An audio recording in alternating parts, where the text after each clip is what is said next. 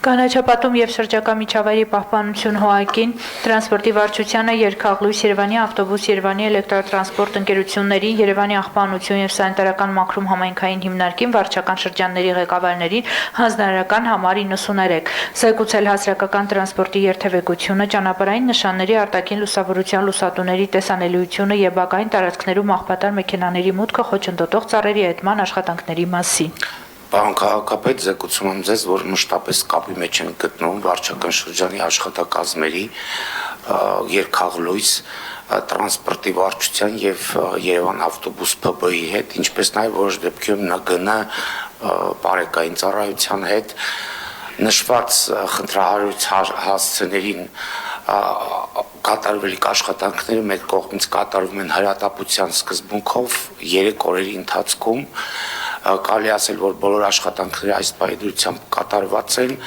եւ այսօր գրեթե բոլորը եւ այսօր իրականանում է Երևան ավտոբուս ՓԲ-ի կողմից առաջ քաշված խնդրի լուծումը Ավան վարչական շրջանում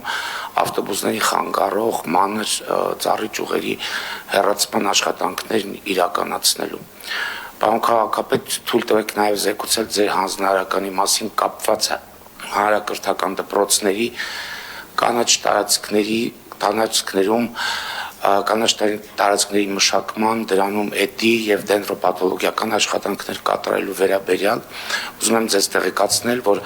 հանրակրթության վարչությունից ստացել ենք 123 դպրոցներում աշխատանքներ իրականացնելու հայտեր, կատարվել է ուսումնասիրություն, դպրոցներ կան, որ ունեն բավականին մեծ տարածքներ, օրինակ Ավանում 124 դպրոցում բավականին մեծ տարածք է և տարածքներում ուսումնասիրության արդյունքում բոլոր տարածքներում անհրաժեշտ է իրականացնել սանիտարական էդի ծառերի, սանիտարական ձևավորման, ինչպես նաև չոր և վտանգավոր ծառերի հեռացման աշխատանքներ և հաշվի առնելով, որ սանիտարական էդի աշխատանքները իրենից պահանջում է սեզոնայնություն, աշխատանքները կազմակերպել ենք 2 փուլով, պարոն քաղաքապետ, այժմ դպրոցների տարածքներից հեռացվում են չոր և տապալման ենթակա ծառերը,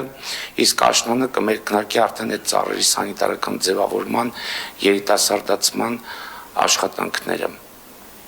Այսքանը այս մասով եւ պարոն քաղաքապետ, եթե կարելի է, եթե թույլ կտաք մի հրատապություն պարունակող հարցի մասին էլ խոսեմ, եթե կարելի է։ Երևան քաղաքում ուրեմն միայն անցած տարի Երևան քաղաքի կանաչ տնկարկներից դուրս է բերվել 1500 չորացած ծառեր, սրանով ուզում եմ նշել, որ կազմակերպությունը մշտապես իր ուշադրության կենտրոնում է պահում չոր և տապալման ենթակա ծառերի հատման և դրանք տարածքներից կանաչ դուրս բերման հարցը, սակայն լինում են դեպքեր, դրանք հիմնական բարդի ծառատեսակներն են, որոնք ուրեմն ունենում ենք դրանց նաև տապալման դեպքեր քամիներից կամ կիսատապալման, եթե կարելի է այսպես ասել, որի ժամանակ առաջանում է մեծ վտանգավորության աստիճան և կազմակերպությունում խնդիր է առաջանում դրանց հեռացման աշխատանքները կազմակերպելու, հետևաբար մենք այդ դեպքերում դիմում ենք ներքին գործերի նախարարության արտակարգ իրավիճակների ծառայությանը, այսպես ասեմ, այժմ ունենք ուրեմն մեկ հասցե կենտրոն վարչական շրջան Պուշկին 24-ում հսկայական բարդին մոտ 20-30 մետրանոց կիսատապալվել է բնակելի շենքի վրա և ստեղծել է վտանգավորության մեծ աստիճան։ Պարոն քաղաքապետ, մենք չունենք համապատասխան փրկարարական տեխնիկա, մեր մոտ միայն այդ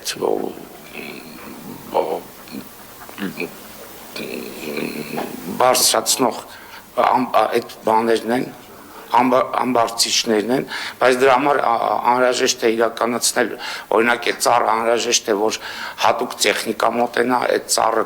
կպվի ամբարձիչներով, ուրեմն ճոպաններով և հմուտ մասնագիտական մոտեցում ցուցաբերվի, ծառը բերվի անվտանգ վիճակի, որովհետև ամբողջովին հենված է շենքին և դրա տակից հատելու դեպքում մենք ամբողջը այդ շենքին մեծ վնասներ կհասնենք, չասած մարդկանց մասին եւ ամենակարևորը ես ուզում եմ նշել, որ մենք չունենք աշխատակիցներ, որոնք անցել են կամ ունեն թույլտվություն նման բարձրությունների վրա իրականացնելու փրկարար ծառայություններ։ Մեր աշխատակիցներն իրականացնում են միայն սանիտարական էթի աշխատանքներ։ Հետևաբար կխնդրեի ձեր միջնորդությունը փրկարար ծառայությանը նման դեպքերում իրականացնելու այդ աշխատանքները բերելու իրավիճակը ավելի անվտանգ իրավիճակի, իսկ կազմակերպությունը պատրաստ է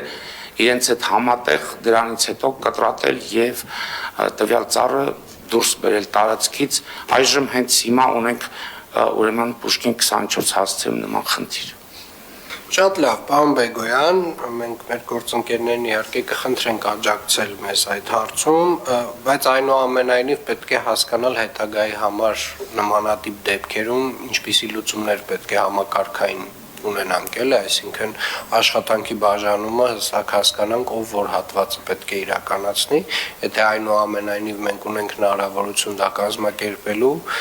հետագայում միգուցե ոչ հիմա, մենք դիտարկենք, եթե չենք ունենալու, գոնե ուրեմն մեր գործընկերներին տեղյակ պահենք, որ նմանատիպ դեպքեր են ունենում եւ իրենց տեխնիկան օրինակ բարբերաբար պետք է գալու։ Ինչ վերաբերում է դպրոցներում իրականացվելիք էդին եւ սանիտարական այդ աշխատանքներին, Տիկին Խաչատրյան, շատ կարևոր է, որ մենք պայմանավորվել ենք տնօրենների հետ, որ մենք այս աշխատանքը իրականացնելու ենք բարբերաբար եւ կարծում եմ նաեւ կարող ենք առաջարկել եթե դպրոցները ունեն նմանատիպ նախաձեռնություններ եւ ես հուսով եմ որ կունենան, նաեւ ծառատնկման նախաձեռնությանը աջակցել տնկիներով մասնավորապես եւ կարծում եմ աշակերտները հենց իրենք էլ կարող են իրենց դպրոցի բակում այդ ծառերը տնկել, այսինքն այս աշխատանքներից հետո նաեւ ենթադրվում է որ նոր ծառատեսակներ պետք է տնկվեն դպրոցների բակերում եւ այդտեղ կարծում եմ հենց աշակերտները կարող են իրենց ներդրումն ունենալ։ Չմոռանաք հավանել տեսանյութը եւ բաժանորդագրվել Civic AM-ի YouTube-յան էջին։